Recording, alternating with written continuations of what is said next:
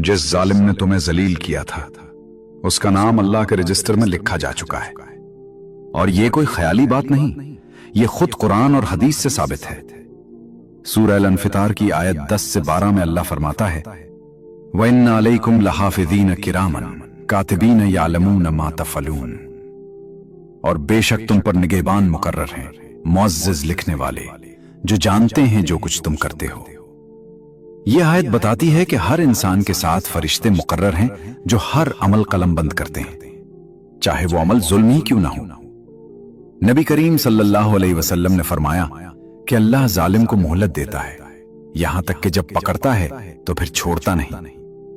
यह रिवायत सही बुखारी और सही मुस्लिम दोनों में मौजूद है। जिस जालिम ने तुम्हें जलील किया उसका हर लफ्ज, हर हरकत उसी वक्त लिखी जा चुकी थी जिस वक्त उसने तुम्हें तकलीफ दी। और नबी करीम सल्लल्लाहु अलैहि वसल्लम ने एक और जगह फरमाया कि मजलूम की दुआ और अल्लाह के दरमियान कोई पर्दा हायल नहीं होता, चाहे वो गुनाहगार ही क्यों ना हो। यह हदीस सही बुखारी में है। सोचो, जब तुम्हें जलील किया गया था और तुमने दिल में सिर्फ एक आह भरी थी, वो आह सीधा अर्श तक पहुंची। लेकिन अब वो सवाल जो हर जलील किए गए इंसान के दिल में आता है कि अगर सब कुछ लिखा जा रहा है तो फिर इंसाफ कब होगा? इसका जवाब अगले हिस्से में है। सूरह आले इमरान की आयत 140 में अल्लाह फरमाता है, वतिलकल अय्यामु नुदाविलुहा बैनन नास।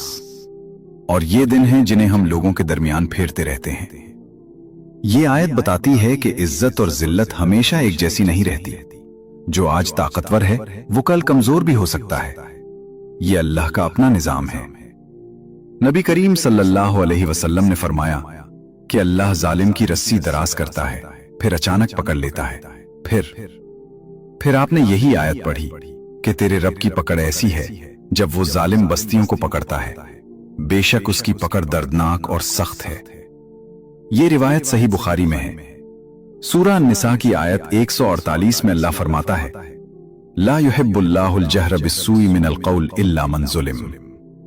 अल्लाह बुरी बात के ऊंची आवाज से कहे जाने को पसंद नहीं करता, सिवाय उसके जिस पर जुल्म हुआ हो। ये आयत खास तौर पर मजलूम को यह हक देती है कि वो अपनी बात खुलकर रख सके, क्योंकि अल्लाह खुद उसके साथ है। अब वो हिस्सा सुनो जो तुम्हारे अपने दिल के लिए है। जिस दिन तुम्हें जलील किया गया उसी दिन तुम्हारा अजर लिखा गया। नबी करीम सल्लल्लाहु अलैहि वसल्लम ने फरमाया कि क़यामत के दिन सबसे पहले हुकूक़ुल इबाद का हिसाब होगा। ये रिवायत सही बुखारी में है।